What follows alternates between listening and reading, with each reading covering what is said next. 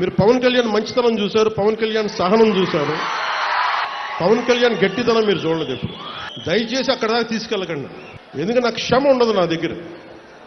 మీలాంటి వాళ్ళకి repeated అఫెండర్స్కి, crime చేసి తప్పించుకుందాం అనుకున్నోడికి, రిపీటెడ్ అఫెండర్స్కి నా దగ్గర క్షమ ఉండదు. చాలా భరిస్తాం, చాలా సహనంతో తీసుకుంటాం.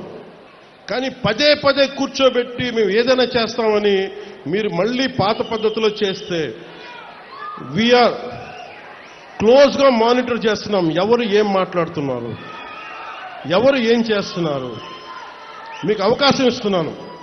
మీరు ప్రజాస్వామ్యబద్ధంగా విమర్శించండి, సౌహృదయంతో కుటుంబ ప్రభుత్వం తీసుకుంటుంది. మళ్ళీ హద్దులు దాటి మాట్లాడి మేమే వచ్చేస్తాం 29లో అంటే నేను చెప్తున్నాను కదా, మళ్ళీ ఈ రోజున నా రాజోలు గడ్డ సాక్షిగా చెప్తున్నాను కదా, మీరు అలాంటి ఆశలు పెట్టుకోకుండా జరగవు.